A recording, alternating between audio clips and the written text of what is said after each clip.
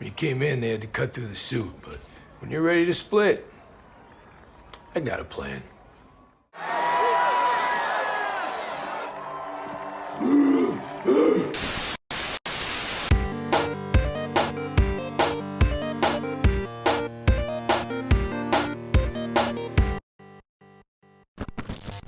What's going on, guys? Welcome back to No Late Fees. Comic Book Guy here, Leo V there, and we just got back from seeing Spider-Man Brand New Day.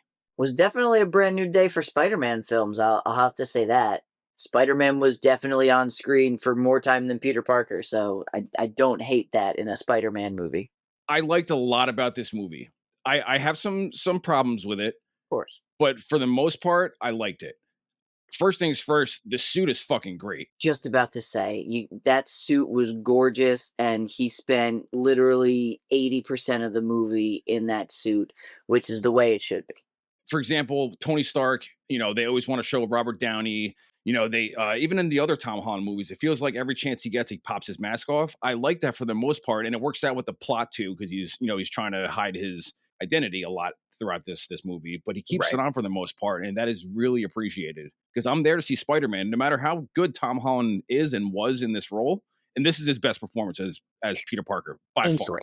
I'm there to see Spider-Man. I want to see him wear the mask as much as possible, and they did, and I appreciated that. With all the other heroes, it feels like they need to have that like big transformation moment every time they show up. It's like, okay, you can't just have Iron Man show up without watching him put his suit on. So like they didn't have to do that with Spider-Man, and it was really cool that it was just like, all right, cool, just mask on when we need it, mask off, go from there. Sometimes it's the mask is the only thing we're wearing, but like he was always wearing at least some sort of part of the costume for a good portion of it. And it also, when he did take it off, it hit harder. It was more impactful. You know what I mean? Like it meant something when he was showing himself. They definitely leaned into him having more of a secret identity than the other movies have, where it's the other ones felt like, oh right, every movie 5 more people find out who Spider-Man is. I was looking forward to, based on the way No Way Home ended, I was looking forward to him having a fresh new start, him being alone. I mean, this kind of sounds fucked up to say, but we enjoy Peter Parker when he's suffering, when he's lonely, when he's struggling. And I feel like the end of that movie set up for, I guess we can call this the beginning of the new trilogy, because new director, new story. Great director. The same guy who did Shang-Chi, and he did a much better job with this than he did. Yeah, the choreography for Spider-Man definitely felt like you were playing one of the 100%. Spider-Man video games. Like the choreography with the spoilers going into it, we haven't said it yet. Spoilers, but like, 100%. The end fight with the human tornado of webbing, that definitely felt like something you would find in the games. He was bouncing off the fucking walls and doing crazy shit. So it was really cool to actually see Spider-Man have that athleticism about him and really go into that. Yeah, the fight choreography and the action scenes, the web swinging around the city, awesome. Yeah. Top notch, fucking great. Everything was done extremely well as far as that. Even like the special effects were great. There was only one moment, and it had nothing to do with this. There was only one moment that I said something during the movie. The special effects were overall great. Really good. Another thing that I was expecting to not like it, but I also wasn't expecting to hate it. I was kind of expecting just to be there. But the buddy cop dynamic with him and Frank Castle, like Spider-Man and Punisher going back and forth. This is kind of like a toned down version of Frank Castle compared to how he was on the Netflix show.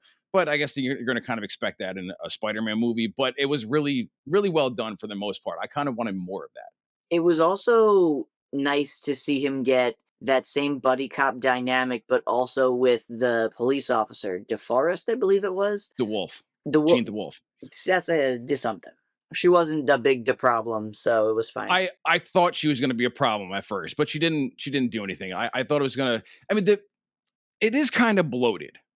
I think there's like 20, 30 minutes of this movie that could have been chopped off, and it probably would have made the movie flow better. But for the most part, like, there's things that fucking I have a problem with. There's things that really piss me off. But before we do that, why don't you web swing yourself over to that subscribe button and hit subscribe. So yeah, we'll get into stuff I don't like. I fucking hate Ned. older, wiser, flyer.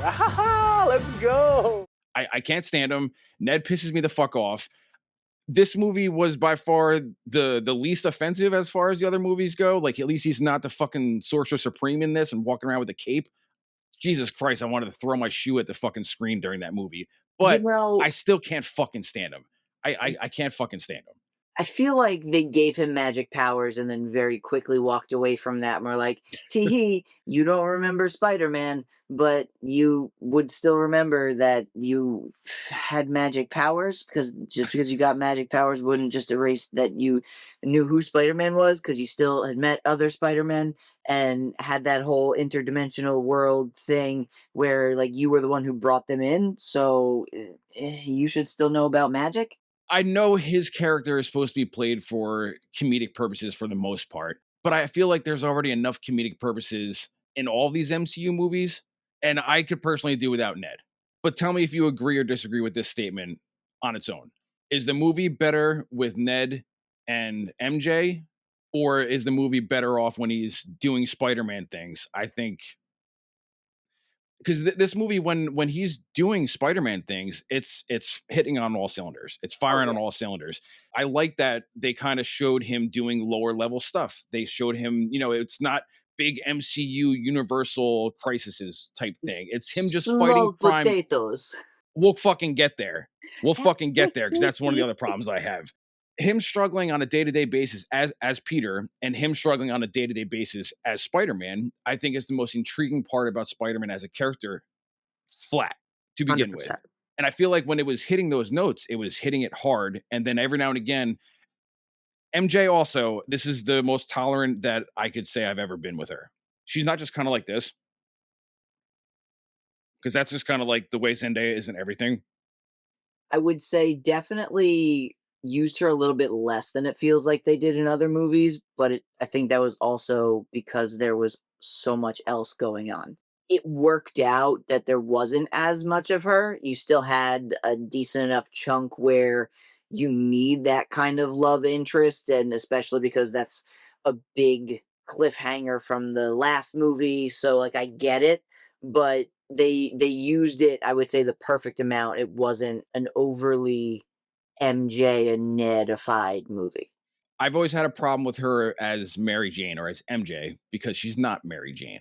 I think Yes. this could have been a good opportunity, especially with him, like, them not remembering Peter, that it could have been a good opportunity to him to meet Black Cat or to meet Gwen Stacy. You know what I mean? Or to meet I don't know, the Osborns. Because think about it, it's the fourth movie, and yes, even though we've had Norman Osborn from Toby's universe in these movies, we don't have a Harry and Norman Osborn in this No. universe. We have Toby Maguire's, which fucking his Norman Osborn's great. Perfect.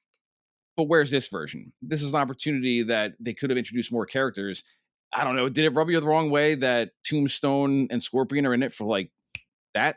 Definitely wasted their opportunities with that. I feel like they, instead of blowing through their like college years in a little montage in the beginning, they could have used this movie to be one of the earlier college years where Peter could have, like you said, had a relationship with a Black Cat, really started to spread out that universe, have fought Tombstone, some of those other villains, so that those would have made sense. And then by the second movie, then you're like, okay, I still am thinking about MJ, even though I have kind of branched out and I'm trying to move on with my life. This is still holding me back, and that could have been a nice bridge to go back to the Ned and MJ of it all. One of my favorite fight scenes in the movie was the quick fight scene with him and Scorpion. It was like a darker Peter. The music was very Danny Elfman like at certain points in the movie, which I appreciated. And I feel like that was really cool. But then I guess we'll just jump into it now. Why the fuck is Jean Grey the main antagonist? I'm really tired of them feeling that they need to start all the heroes off on a mistaken villain arc or some sort of villainous trajectory, and then it's like, no, they were really good the whole They time. were misunderstood. You were really on the wrong side, Spider-Man. Like, Once you kind of get going and you realize that it's Jean, That's the bad part of the whole plot. I think the Jean Grey thing doesn't land. She should not have been the main antagonist. You're about to introduce the X-Men. And minus the Fox universe, this is the first MCU fucking mutant, which they never said in the movie, mutant that's on the an MCU screen, and you're having her as dude, she's a villain in the fucking movie. You come any closer, he dies. They all do. She fucking mind controls people, she possesses people, makes people do things that they don't want to do. Most likely killed a bunch of people. Like you don't know that 100% Def- for a fact. Definitely that one guy who got hit by a bus. Definitely that one 100%. guy. She's trying to antagonize Peter and she says something and like waves the guy and the guy gets hit by like a fucking 65-mile-per-hour car. What the fuck are we doing here? How many vehicles is she controlling? And there's explosions and people driving through buildings and she threw MJ off a fucking building to have Peter go save her. You know what I mean? Like she controlled thousands of fucking people at the end when her little mind bubble thing was taking over that part of New York City. What if you were driving a car at that point and then you lose control and you're frozen? Or if you're fucking, you know what I mean? Like there's so many bad things that could have potentially happened. Most likely she did kill people. And even if she didn't, there's a chance it could have happened and you are throwing their life into the wind. And dude, her fucking redemption arc is so fucking stupid. What's the redemption arc? They just let her walk. She has no consequences. Peter helps her escape. Frank helps her escape. I would have liked if she maybe went to prison and she was realizing that she made a mistake and paying her, doing her time as a hero would do to be accountable for her fucking actions.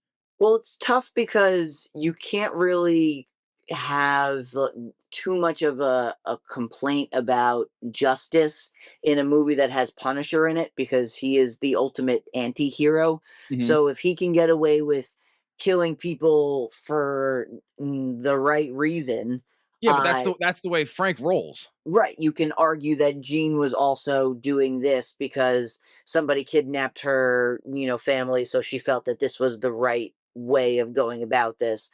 So it was I could have let slide maybe if she killed people from damage control, but she's just taking control of random civilians and putting them in harm's way. I don't know. That's just not something that Jean Grey would do unless, she's Dark Phoenix, but this is not Dark Phoenix Jean. if they are going to introduce the X-Men, they are going to have to start introducing Sentinels at some point. And Mhm. with Peter's inhibitor, that can very well be used by the government to make the Sentinels that can turn off mutants' powers. Mhm. So it was at least, I would say, a building block that they're going to try and do. But they, like you said, didn't mention mutations at all. So to have an omega level mutant show up and you're not even going to mention how powerful they are and then try to tie it together with the smallest spider thread that is Peter's spider puberty that he's going through, and now all of a sudden he's mutating into a man spider, which they kind of started doing but didn't go full into it because they wanted to keep the rating at PG-13. Yeah. So it was like you're teasing mutations, but like if you're gonna use this as the catalyst to start it, we all know what's gonna happen with it in X-Men. So you don't have to be like, shh, we can't say mutations until an X-Men movie because nobody's gonna know what it means yet. Shh. Well, that's probably a Sony and Disney thing Right, of like some kind. whatever rules they have with what they can and can't say. I don't know. I just think it's an awkward decision to have Jean Grey, who's one of the, classic original members of the X-Men, but the first mutant that you're introducing in these movies, and it's just an awkward choice to make to have that character be an antagonist. And if you were gonna go that way, I think Jean would be one of my last choices. Because even if you do the redemption arc where it's like, she made mistakes and she's gonna learn from it, or maybe she's in a jail cell and she gets introduced to Xavier or something, or Xavier's helping her rehab and he's helping to rehabilitate her into learning from her mistakes. It's still a weird choice, especially with the Rose Gallery that you have for fucking Spider-Man. And it's also weird. I remember there's a point in the movie where I feel like, all right, so Jean's the villain, and then they start to kind of give her like a redemption. I'm like, all right, maybe she's not a villain. But then I'm like, okay, she's definitely the villain. Then she like takes control of fucking thousands of people in the middle of New York. And like I understand her motivation, but what did the people do? You know what I mean? What did the people that are just casualties of her trying to get back at damage control for her sister. I just feel like it's a weird choice for someone like Jean. 100%. I think the way they played it with the fact that while she was undergoing those tests with damage control, that it seemed to be evolving her powers further. So not necessarily something that she would have done intentionally, but just a side effect of everything. But I get what you're saying. It didn't necessarily make sense of that seems more like an Emma Frost type power. It doesn't seem like it lends itself to what Jean's powers are. I feel like Emma would have been a better choice because she's not as important as someone as a Jean Grey. And you also would have done the same thing of introducing, mutants in this movie. And it also would have been someone who's already a villain. So you kind of would have it would have lined up Right. with what you were trying to do and not. So now, in future X-Men movies, are they going to address that Jean's a fucking monster? That Jean's a murderer? We just so happen to pick up this girl from, Yeah, uh, maybe there could have been a simple out. There could have been she's just realizing the potential of her powers and she can't control it sometimes. She doesn't realize how powerful she is and she loses herself a little bit, and that's kind of like planting the seed of Phoenix, which I don't Right. want to go to again. I feel like they're 0 for 2. I feel like there's more stories you can do with Jean that aren't Dark Phoenix related. But that could have been something that's okay, you can kind of, because you know that in the back of your mind, so you could have excused that. Or you had again, Xavier comes in and maybe he plants the blockers. Right. Or he was always a good blocker for some mutants, so he was one that could get into their heads and kind of do what he needed to do, be like, hey, chill the fuck out. Bring out Everything's your here. potential, bring out the good in you, because Charles always tries to see the good in everyone, even if they're fucking evil. Right. So that would have lined up, but they just left it hanging. She didn't get locked up. She's not on a prison sentence. She's just on the run, basically. She's literally a fugitive on the run now. Unless they explain why she is the way she is in future X-Men movies, if she's supposed to be looked at as a traditional hero, I'm going to have questions. Yeah, that's fair. What about Yelena being in the movie? How did you feel like them dropping the new Avengers for no reason? Yelena has a lot of fucking balls talking to Peter the way she did. So that is more your area. Like small potato stuff. Oh, you are small potatoes. Whereas the new Avengers are focusing on big potato stuff. Motherfucker, I was fighting Thanos, throwing hands with Thanos in the most important fucking battle for this universe. And you're going to say I'm big potatoes and you're small potatoes? You're going to talk down to me? Bitch, I've been an Avenger for almost a fucking decade. You're part of the fucking Temu Avengers over here that no one even likes, and no one gives a fuck about you. You're the other Black Widow. Yeah, you're Black Widow 2 Electric Boogaloo. Dude, come the fuck on, man. And her accent is still fucking terrible. Why is she in a spa? Don't get me wrong, I laugh seeing Peter walk out with just his underwear on and the Spider-Man mask, but it's still dumb nonetheless. They definitely needed to find more opportunities to show Tom Holland in his underpants. They did it with the spider cocoon. They did it in the bathhouse. So, he's ripped. Don't get me wrong. He put in work for this. He's jacked. Looks great. I don't know. It just seems like Disney's really trying to make Yelena a thing, and it's not really a thing. I don't know. Even as far as her character goes, why would you have her talk down to Spider-Man? Like I said, he fought alongside the main Avengers when they fought Thanos. Not to mention the fact that we really don't need the B-list Avengers. I don't need fucking John Walker and... Hey, John Walker's the only one who I would want to stay around. Give me Bucky who's not a fucking senator and hasn't been turned to a stupid politician. Let him continue to still be Bucky and have him and Falcon still be a good thing. I didn't need fucking Falcon Jr. No one cares about Captain Falcon. Black Widow 2. So there's just too many at this point where we can shorten up our bench and not necessarily have so much filler in all of the movies. Bucky feels like he does not want to be there, and it's been that way for multiple movies now at this point. I feel your point also, it can be addressed as far as the Doomsday trailer goes too. If Oh you my watch that god, yeah. trailer, dude, you realize how many bench players are there, how many B and C grade Avengers are there, and it makes you realize like, holy shit, I don't care about any of them unless like All of Thor's that on to bring screen. all of the original Avengers back. Like the whole point was to have them go and live their life and have a new team that comes in to take over. And now it's just like, well, the new team didn't do too well, so I guess we have to go back to the old team. I don't know. I have and this has nothing to do with this movie, or it does, but it kind of does, or kind of doesn't. But I think Doomsday is going to be hit or miss, man. I have a Yeah. feeling Doomsday could be a bloated piece of fucking shit. It could be a train wreck of I don't know. I have a feeling, dude. I don't know. Well, even with the post-credit scene, I guess that kind of leads into some Doomsday stuff because I there's a Spider-Man out in space, which I can only assume is going to Warworld, But setting up for how Secret Wars question mark. I don't know if it's addressing that another Spider-Man is out there or if it's Toby going off planet, but also how does the app work when it's off planet? I Off don't know. I planet, don't like think how it's are meant you to all be of a sudden taken. tracking? I don't think it's meant to be taken very seriously, but it's just another thing I hate about Ned. I Spider-Man found, or whatever the fuck they were saying. And then at this point, is that going to lead to more Spider-Verse stuff because now that there's so many live action Spider-Man you can pull into the world, the possibilities are pretty endless. I don't know how they haven't. There has to be some sort of arrangement with Disney or something. How have they not just continued Andrew Garfield Spider-Man and then just have Tom Holland's? Spider-Man is a moneymaker. This movie's gonna make almost $1 billion, dude, in its opening fucking weekend. I That's mean, insane. It's I the last I look as far as the timing of filming right now, it's around $900 million. That's uh, fucking endgame money, dude.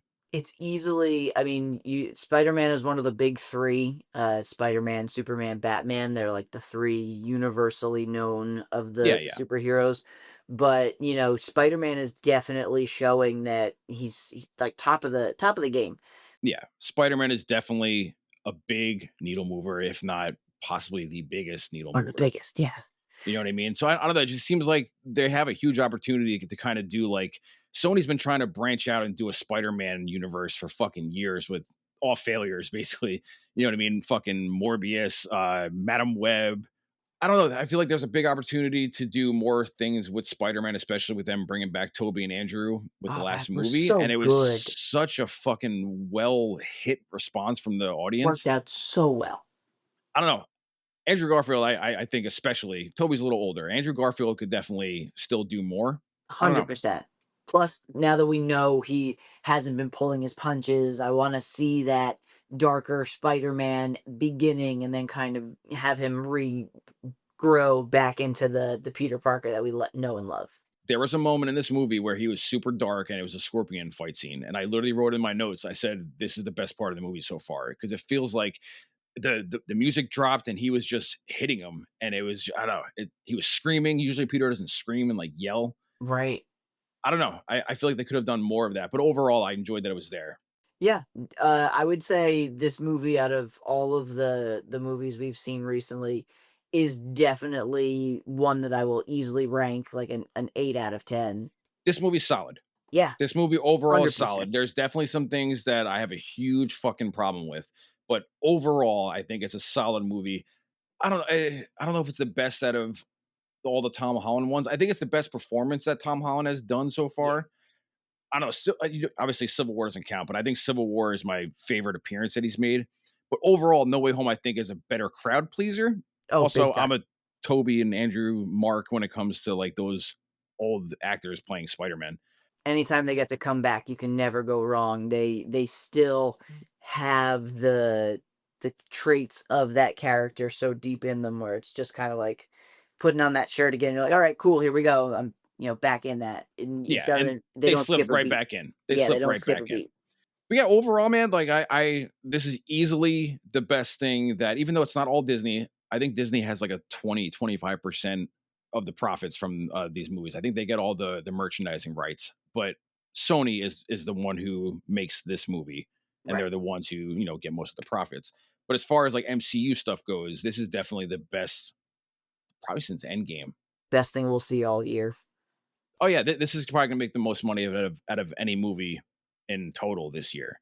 Whatever MCU makes off of this, that will help fund the rest of their slot next year. Yeah, the 25% that Disney makes off this movie is probably the most that Disney makes off any movie. Dude, Yeah, that doesn't have to go back into another project. next, dude, the next is Doomsday. Next And is I Doomsday. think I don't know. I guess we'll see in December. I have low expectations, so at this point, anything is going to be better than what I'm expecting. Listen, when it comes to Disney Marvel, I have low expectations by default now. Right, yeah. There's no benefit of the doubt anymore, so I'm expecting to see dog shit and be fucking offended by what's on the screen. When something good happens, I'm pleasantly surprised. Right. This has a lot of ingredients of being a bloated fucking train wreck. Oh, yeah, but it's still going to at least make the money that it needs to, and I think it should make. I'm gonna go on record right now. I think Spider-Man makes more than Doomsday. Oh, yeah. Easily. Yeah. Easily. Dude, it was almost $1 billion in its opening weekend. That's insane. And especially because Doomsday, they've been putting so much into that, it's probably going to have an overinflated budget. So They're writing gonna, that fucking movie as they go along. Right. They're not going to make it back the way they Dude, want. that movie has last I heard it was like a $650 million budget, and that's not including any marketing. This could be like so then they're easily going to be another couple hundred over that. Yeah. This movie could potentially make $1 billion and lose money. That's insane. So yeah, they have a lot of ground to make up and a lot of work to do when that movie comes out. But as far as Spider-Man Brand New Day goes, solid 7.5 in my opinion, right around there. Yeah, I mean, if you're trying to make up ground, this is a good way to do it. So that was Spider-Man Brand New Day. Want to thank you guys for hanging out with Leo and myself, checking out the video. Like, share, comment, and subscribe. All that good usual YouTube stuff. And until the next one, later, guys. Later, guys.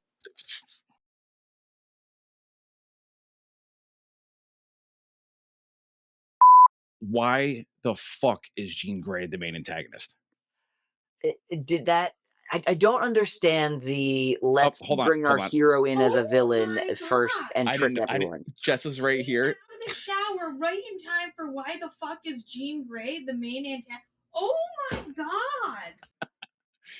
To be fair, that kind of leaked like 3 or 4 weeks ago, but I haven't looked at spoilers. Well, you know what? We said spoiler warning like 10 minutes ago. We did give one. Shower. Good day, sir.